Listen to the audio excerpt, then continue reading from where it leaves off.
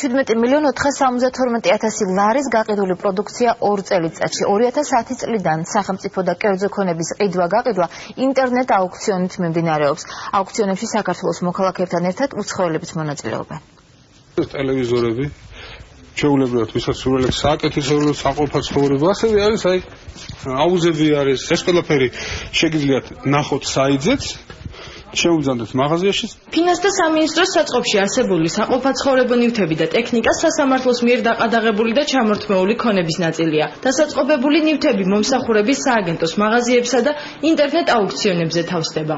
გვაქვს ჩვენ უამრავი დასახელების საქონელი ვიზუალისტვის აუცილებლად რა თქმა უნდა კლიენტმა რომ შეძლოს ვიზუალურად ნახოს რაც ყიდულობს იდება ფოტოსურათი რა თქმა უნდა და მას შეუძლია შემდეგ ჩვენი ორგანიზაცია აძლევს იმის საშუალებას რომ მოვიდეს ეს ადამიანი რაც ნახა ფოტოში შემოვიდეს შეეხოს საიტზეც ვამოწმებ და ფასებიც ძალიან ხელმისაწვდომია ძალიან ხშირად მოვდივარ მე მაგალითად ბავშვებისთვის ყვედულობ ტანსაცმელს შეიძლება შეარჩიო და საკმაოდ დაბალი ფასებია საიტის დახმარებით სახელმწიფო საკუთრებაში არსებული ქონების განკარგვა მარტივად ხდება.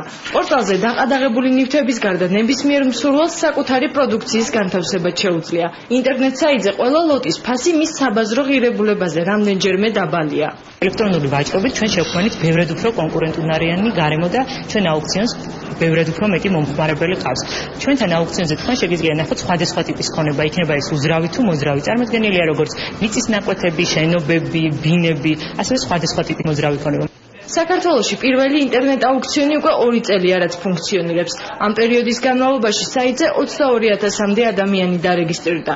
სახელმწიფო და კერძო ქონების გასაყიდად კი 51,000 აუქციონი გამოცხადდა.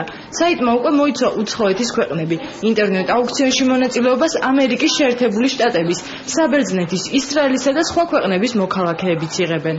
2010 წელს დღეში ელექტრონული აუქციონის ვებგვერდს ყავდა 500 მომხმარებელი შეიძლება ითქვას რომ ბოლო თვეების განმავლობაში გეომეტრიული პროგრესით გაიზარდა რიცხვი ამ მომხმარებლების დღევანდელი სტატისტიკის მიხედვით მომხმარებელთა არეალი გაიზარდა და შესაბამისად უცხოეთიდან ხალხი ითვლება იმისათვის რომ მიიღოს მონაწილეობა ამ აუქციონებში. ყველა სახელმწიფოს ქონება უძრავი თუ მოძრავი იქნება, იყიდება ერთ საიტზე. ანუ აბსოლუტურად ყველა მოქალაქე მიცის სად უნდა შევიდეს რომ შეიძინოს მნიშვნელობა აქვს მანქანა იქნება თუ მიწის ნაკვეთი.